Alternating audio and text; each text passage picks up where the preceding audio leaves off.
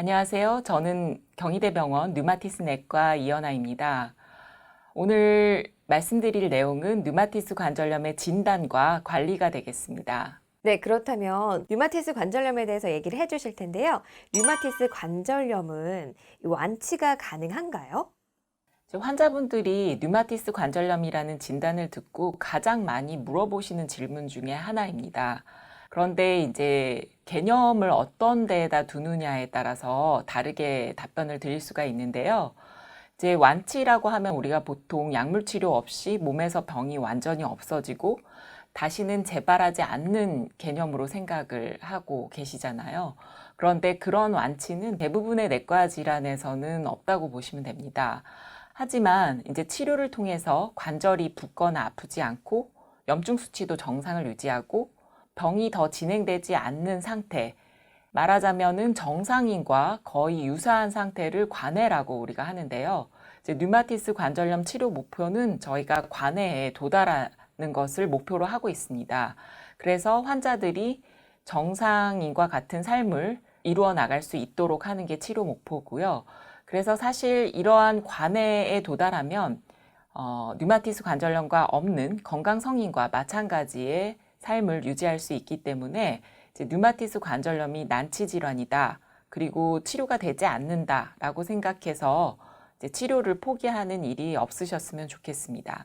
아, 그렇군요. 그렇다면 류마티스 관절염의 조기 발견을 위해서는 어떻게 하면 좋을까요? 류마티스 관절염은 일단 의심을 하는 것이 굉장히 중요합니다.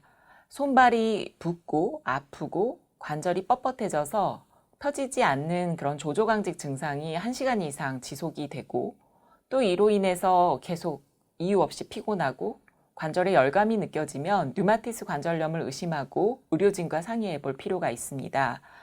그리고 조기 검사를 통해서 류마티스 관절염을 확인해야 되겠는데요. 이제 류마티스 관절염 조기 진단을 위한 검사 중에 항-CCP 항체라는 혈액 검사가 있습니다. 이러한 항-CCP 항체 검사를 류마티스 인자 그리고 염증 수치와 같은 혈액 검사와 함께 시행을 하게 되고요.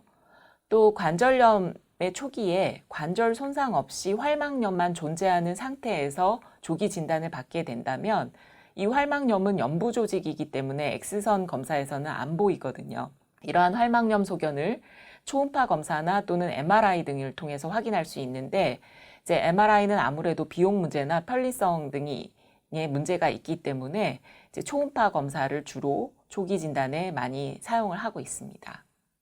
자, 그렇다면 류마티스 관절염의 관리를 위해서 운동이 중요한 이유는 무엇일까요?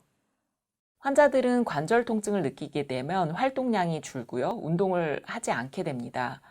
이렇게 되면은 점차 근육이 손실되고 골다공증이 가속화되고요. 관절 운동의 범위가 크게 감소하게 됩니다.